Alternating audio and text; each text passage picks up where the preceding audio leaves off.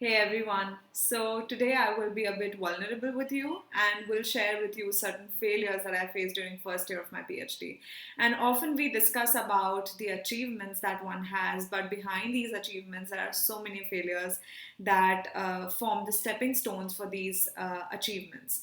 And this is something that I want to share with you is that all the people who are successful, they have a very different perspective towards failures. So they see them as part of their success rather than considering this as something which is opposite to their success. So let's just get into the three failures that I faced during the first year of my PhD. And if you have any questions, any suggestions, comments, just write them down in the comment section below. If you haven't subscribed to my channel yet, please subscribe and give this video a thumbs up if you like this video. So the first failure that I faced was during the beginning of my PhD. So, as most of you know, that I'm doing my PhD at the University of Zurich in Switzerland, and I'm working on chronic pain. And my studies, they are clinical trials, so they involve human participants, both healthy controls and patients. So, what should be kept in mind here is that before you conduct a study, you need to apply for the approval of the study. So, to make sure that it is ethical and it is ethically approved by the commission, the committee.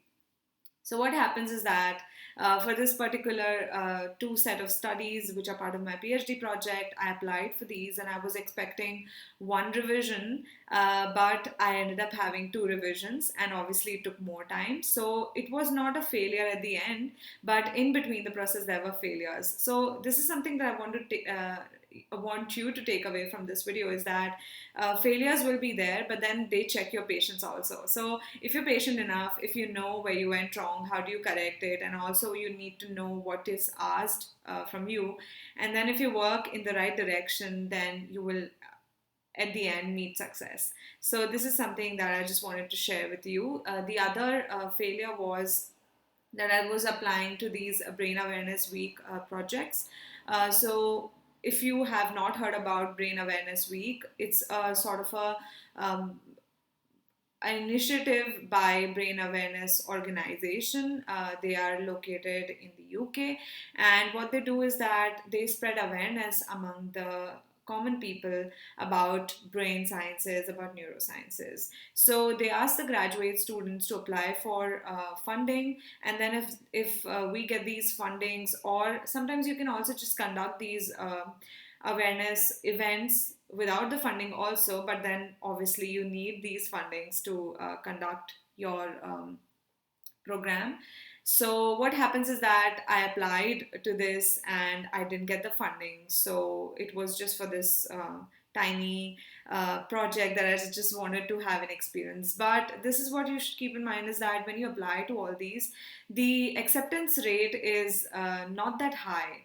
So you need to make sure that when you apply to all these places, you will get rejected sometimes, and it's okay, it's completely fine to get rejected. You just have to make sure that you need to see where you went wrong. That is something that you should always keep in mind, and especially if you're planning to do your PhD, there'll be these ups and downs, there'll be these highs and lows, and what should be kept in mind is that consistency really matters. Your commitment and the ability to show up daily is something needed from your PhD.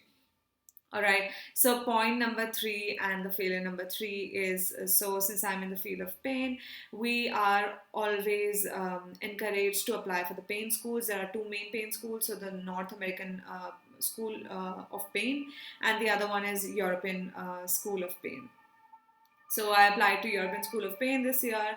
And what happened is that I got accepted for the first round, but for the second one, I was in the waiting list. And it happened in the year, this year in September 2020. So I just could not take part in that. So, but it's all right. I just had a good time applying for it. The whole application process, part of it, I learned a lot. When you have to submit several things, they ask you for multiple things, and it's just a good reflection for you, a good way of learning.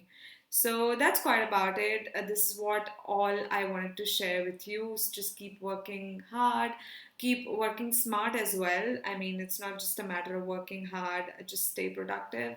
And I see you in another video. Bye for now.